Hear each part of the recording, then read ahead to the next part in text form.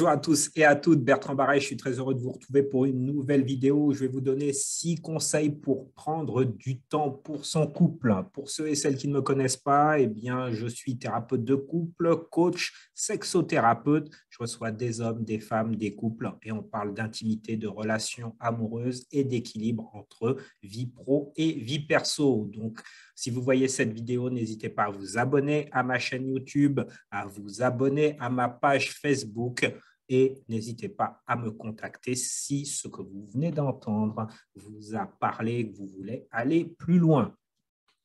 Alors, la vie quotidienne nous oblige à faire l'impasse sur ce qui est parfois le plus important et à négliger les personnes que nous aimons le plus. Ça, on le constate souvent.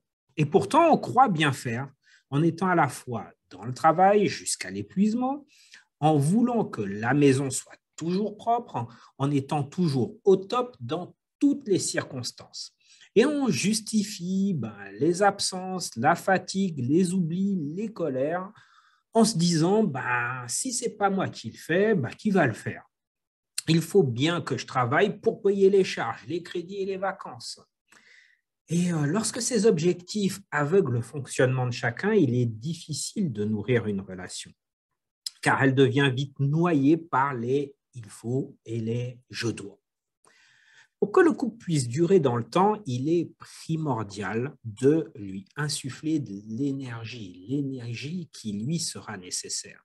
Maintenir le lien entre deux personnes, c'est bien sûr prendre soin de soi et prendre soin de l'autre également. Mais c'est surtout ne pas s'oublier soi-même. La majorité des difficultés exprimées par les personnes qui viennent me voir au cabinet de thérapie sont liées essentiellement à des frustrations qui sont accumulées sur plusieurs années. Et il est souvent complexe de trouver un juste équilibre entre sa vie professionnelle d'un côté, sa vie personnelle de l'autre, les obligations familiales, les contraintes et les conflits de la vie de couple. On va être clair, la routine peut vite s'installer et un climat morose peut s'instaurer dans la relation. Maintenir son attention pour entretenir l'amour dans le couple n'est pas simple. Ça, je le dis tout de suite. De quoi ai-je besoin ou envie? Qu'est-ce qu'elle souhaite de son côté? Ça, ce sont des questions à vous poser et à poser à l'autre. Que puis-je faire pour me sentir épanoui individuellement, sans pour autant que notre relation ne ressemble à une vie de colocataire? Parce que si c'est pour vivre chacun de son côté et finalement chacun pour soi et le reste, tant pis, ce n'est pas vraiment ce que vous voulez. Comment maintenir en même temps une relation conjugale quand la vie parentale est omniprésente? Ce sont énormément de questions qui sont posées par les couples qui viennent en thérapie. Je vais vous donner donc dans cet article que vous pourrez retrouver sur mon site 6 points qui me semblent essentiels afin de faire ressortir le meilleur de votre couple et fluidifier une relation parfois détériorée par le temps. Point numéro 1, effectuez un travail d'introspection.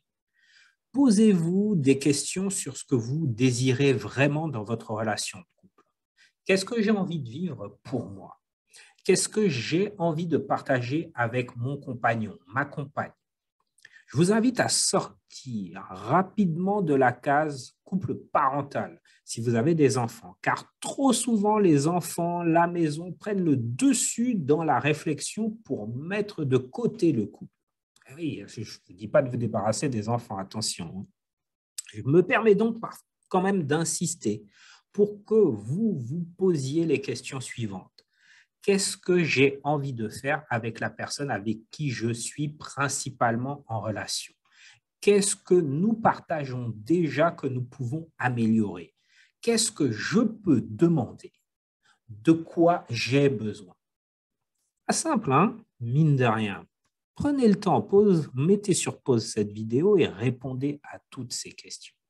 Je vous invite d'ores et déjà à prendre de quoi noter, à lister ce qui est important pour vous, vos objectifs, vos projets, vos demandes. Allez-y à fond. Ça ne vous coûte rien, c'est comme si vous étiez en coaching avec moi. Point numéro 2, apprenez à communiquer. Beaucoup de couples m'expliquent qu'ils discutent souvent, mais on a plutôt l'impression d'assister à une joute verbale, en fait. Je les regarde et je dis, waouh, il y a un rapport de force plutôt qu'un dialogue constructif permettant d'avancer vers une négociation gagnant-gagnant. Ça, je ne vois pas trop. Je rappelle bien souvent aux couples qu'ils sont dans la même équipe. Il ne faut pas l'oublier, vous êtes ensemble. Une fois que vous avez établi la liste des questions que je vous ai évoquées au-dessus, un peu avant, partagez vos réflexions et échangez calmement dans un endroit où vous ne serez pas perturbé par la télévision, le téléphone portable. Ça, c'est des tue-l'amour, je vais être clair. C'est ce que j'appelle les moments de qualité, vraiment des moments où vous êtes juste tous les deux en tête-à-tête.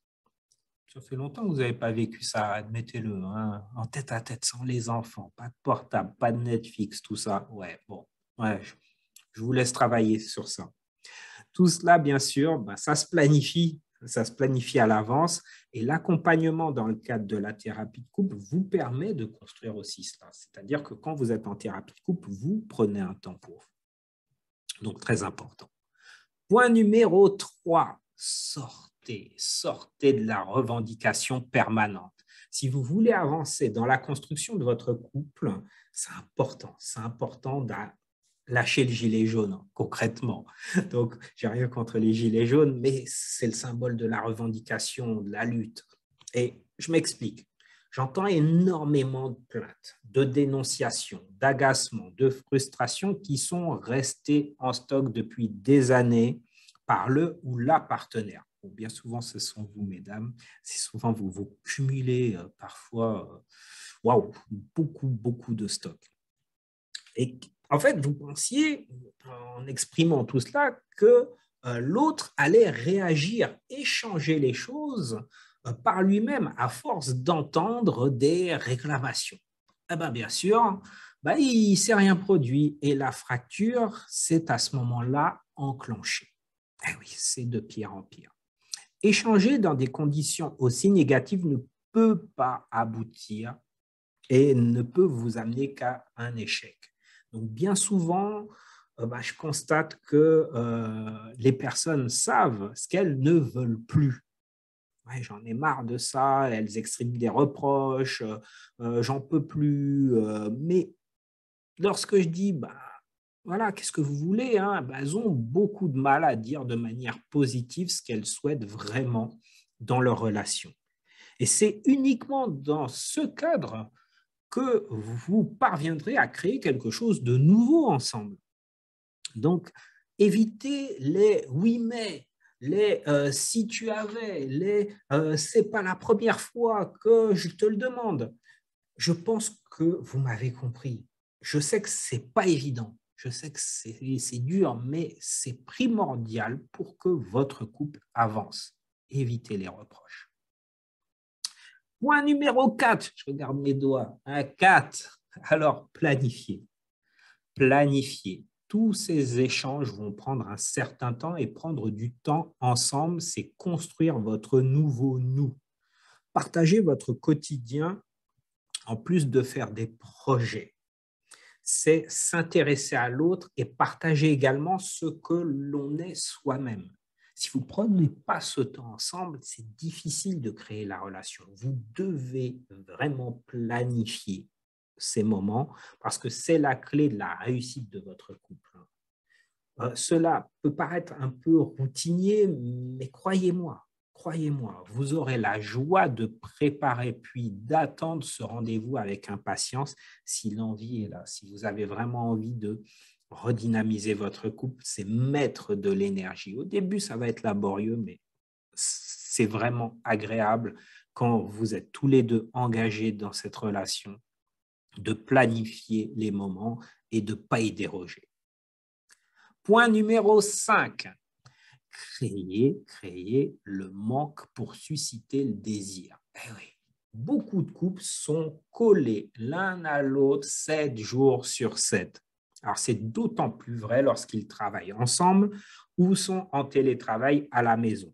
Le couple a donc du mal à dissocier vie personnelle et vie professionnelle.